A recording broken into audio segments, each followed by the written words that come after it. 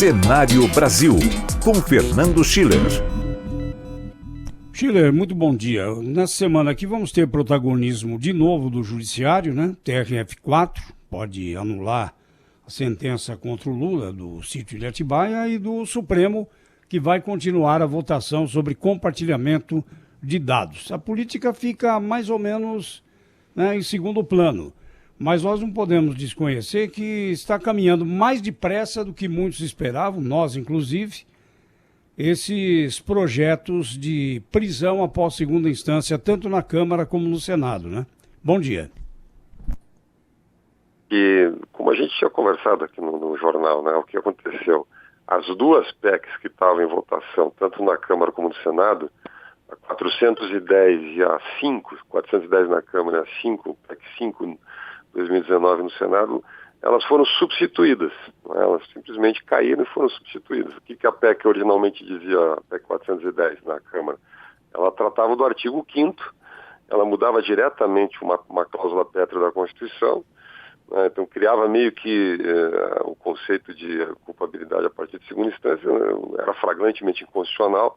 Surgiu até aquele burburinho lá de que, bom, vamos convocar então uma nova Constituinte, né? Surgiu até essa ideia. O próprio presidente Davi Alcolumbre mencionou essa ideia.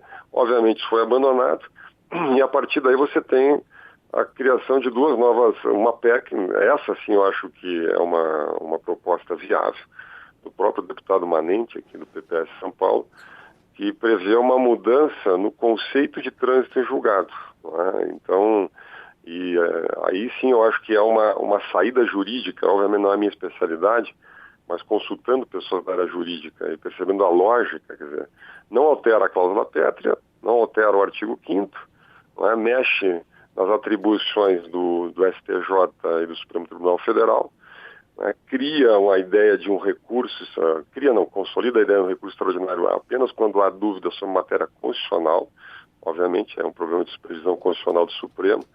E, enfim, eu acho que caminha por aí. Eu não acredito que seja votado esse ano, não há mais prazo hábil.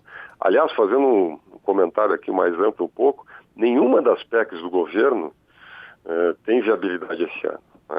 Tanto a PEC emergencial como a PEC dos fundos, seja a PEC do Pacto Federativo. O governo agora anunciou que a própria PEC da reforma administrativa não vai mais esse ano. O presidente Bolsonaro diz, olha, o ano está ganho, chega. Ou seja, nós estamos no final de novembro aí, o ano legislativo virtualmente está chegando muito perto do final. A coisa mais importante vai acontecer esse ano, além do aniversário da Thaís, né? Obrigada, Schiller. Exatamente, vai acontecer, quer dizer, vai tramitar essas Constituição e Justiça, né, essas PECs do governo, mas efetivamente nós não vamos estar em mais votações importantes. Então, e acho que vem uma PEC do Senado na mesma direção, é uma matéria que vai ficar aí para o ano que vem. Acho que, assim, se me perguntasse qual é a probabilidade de aprovar uma mudança constitucional dessa magnitude no Congresso, olha, eu tenho dificuldade de botar um número aí, Zé Paulo, mas eu diria não passa muito 50%. Tem resistência no meio político para isso, tem repercussões no mundo jurídico, é uma mudança radical no direito penal brasileiro. Acho que é muito difícil imaginar uma mudança do conceito de trânsito julgado dessa magnitude. O ano que vem é um ano eleitoral, um ano de muita sensibilidade, há muito temor no Congresso que isso possa se voltar contra muita gente que é investigado no próprio Congresso. Acho muito difícil isso tramitar, mas de qualquer maneira acho que não vai esse ano de maneira nenhuma.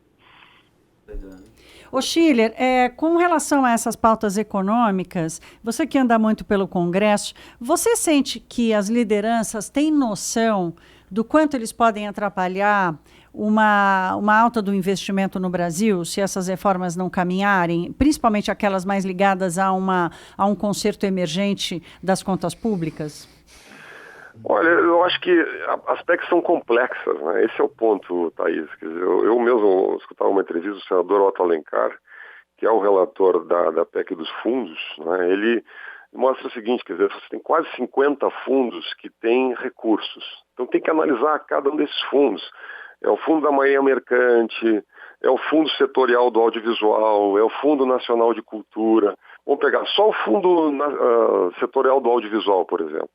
São 120 longas-metragens por ano, tem toda uma cadeia né, de cinema brasileiro. Obviamente tem um enorme lobby, nem começou ainda o lobby da área, por exemplo, só vou citar esse caso, né, no pessoal da área de cinema, que tem muita visibilidade pública lá no Congresso, para tentar barrar isso, tentar impedir, tentar negociar. Então, quer dizer, e nós estamos ainda na fase de parecer, de construção de parecer, né? Não foi nem votado na CCJ ainda, isso é só um exemplo, né? Por exemplo, estava originalmente a ideia de incluir o FAT, mas o FAT, né, financia seguro-desemprego, abono, segura uma série de outras políticas, né, de natureza social. Quer dizer, como é que você mexe nisso, né? Então é complicado, você teria que né, reincorporar esses fundos na estrutura da administração direta e a partir daí fazer a execução. A PEC do Pacto Emergencial, por exemplo, a PEC emergencial, ela mexe com funcionalismo público, né? Então ela congela, por exemplo, aumentos salariais, concursos públicos. Então ela mexe com lobbies pesados dentro do Congresso. Por isso também não tem nem parecer ainda. O senador Oriovisto Guimarães, lá do Paraná, isso deve ser votado na CCJ talvez até o final do ano, né? Mas aí toda a tramitação, vai ter comissão especial, 40 sessões, vocês imaginam, quer dizer, isso vai acontecer tudo no ano que vem. Então é complexo, eu diria assim, não havia uma certa esperança, uma certa expectativa, bom, essas PECs vão ser o passo seguinte da reforma da Previdência, elas vão tramitar. A própria reforma da Previdência deu a ideia, que eu acho um pouco ilusória, de que dá para fazer reforma, que o Congresso é reformista, que tem velocidade, que tem liderança. A gente falou tanto aqui da autonomia do Congresso, etc. Mas o fato é que nós estamos entrando no ano eleitoral, há uma certa sensação, bom, já fizemos bastante coisa, os eventos que aconteceram no Chile, toda uma retórica, hoje nós temos que cuidar com a velocidade dessas reformas, né? A própria soltura do ex-presidente Lula, quer dizer, levou um certo receio ao governo de que, bom, vamos lançar agora uma PEC administrativa, mexer com o funcionalismo público, isso não pode ser catalisado, galvanizado pela oposição. Então há muitos temores em volta desse tipo de mudança, digamos assim, que mexe com corporações, não é? E eu acho que por aí vai a lentidão, né? Eu acho que e o governo está um pouco, tá um pouco tranquilo, talvez demais, né? A economia está recuperando, perspectiva no crescimento de 2 pontos para o ano que vem. O presidente Bolsonaro disse, por que nós vamos mexer nesse momento com funcionalismo? Por que nós vamos dar essa agenda toda de mão beijada para a oposição? Então, eu diria assim, esta operação de mais lentidão no processo das PECs, das reformas no Congresso, eu acho que tem um pouquinho o dedo do governo, né? Um pouquinho medo da oposição e um pouquinho também da letargia de final de ano. E outra, né, Schiller? O ano que vem também não vai ser um ano propício, né? Afinal, vão ter eleições municipais, né? Exatamente. Esse é um dos pontos. A sensibilidade política dos parlamentares aumenta. O lobby do funcionalismo público é forte, né? Você congelar salários por 2 anos, né? Você não abrir mais concurso, você...